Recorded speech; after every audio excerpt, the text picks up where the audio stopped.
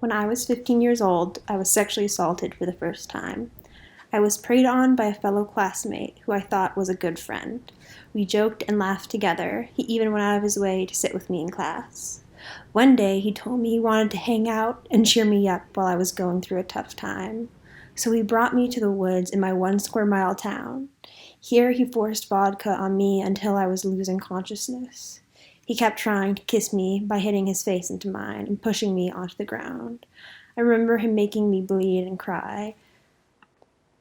I did not know at the time, but this was my first experience with sexual assault. My lack of knowledge on the subject led to denial and shame following what happened. Although many of my peers had seen or heard about what happened, no one did or said anything other than make jokes.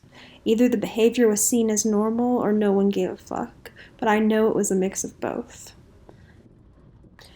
As I struggled with what happened, I eventually turned 16, and less than 1 year later, a boy from a neighboring high school, a couple years older than me, wanted to pursue me. He told me all the things that would make me trust him, and took me on a date to a house party 45 minutes away from my home. Here he brought me into a private room and proceeded to force down my tight ripped jeans and pin me down by his hands and knees while he raped me.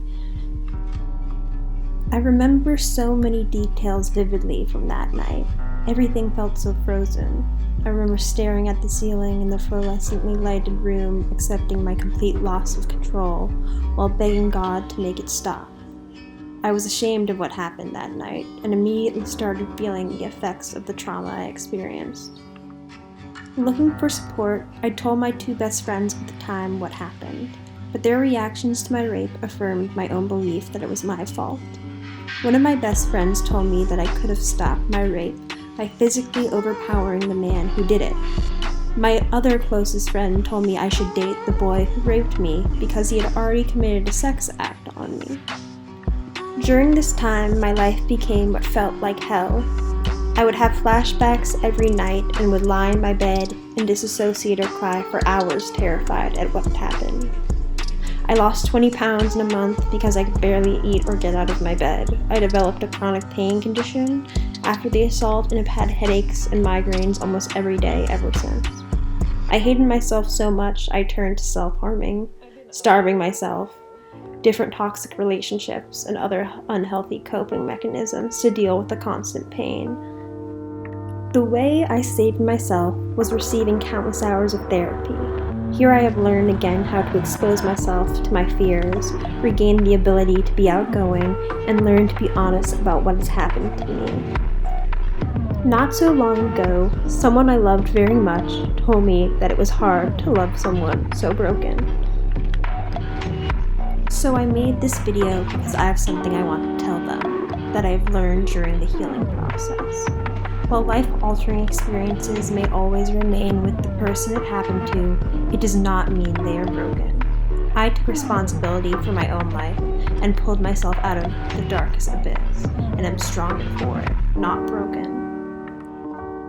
Nightmares, pain, anxiety, and fear may always linger in my life, or maybe they will fade, but I am much more than some twisted life sentence a stranger gave me.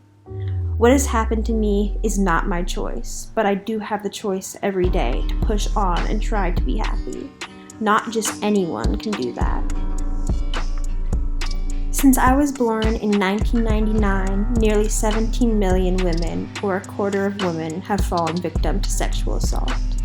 Women who were sexually assaulted as adolescents, similarly to me, are at much higher risk than other women of being victimized again.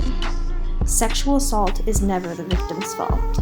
Sexual assault is an attack on or abuse of another individual, not a spontaneous crime of sexual passion. A sexual assault can happen anywhere and at any time. The majority of assaults occur in places ordinarily thought to be safe, such as homes and offices. They do not just happen in dark alleyways or isolated areas. Some assaults even occur in public spaces with multiple witnesses. 1 out of every 6 American women has been the victim of an attempted or completed rape in her lifetime. 94% of those women, just like me, experience PTSD because of what happened to them. On top of that, 1 in 33 American men have also experienced an attempted rape or a completed rape in their lifetime. This means that almost every survivor knows another victim, even if they are unaware. 63,000 children a year are victims of sexual abuse, and a majority of those victims are only 12 to 17 years old. When I first went to therapy, my psychiatrist told me to write the statement I just read. She wanted me to work to gather the courage to read it out loud to her. It took me over a year of therapy, often twice a week, to do that. I am not ashamed anymore to be heard and to tell my story. Me too.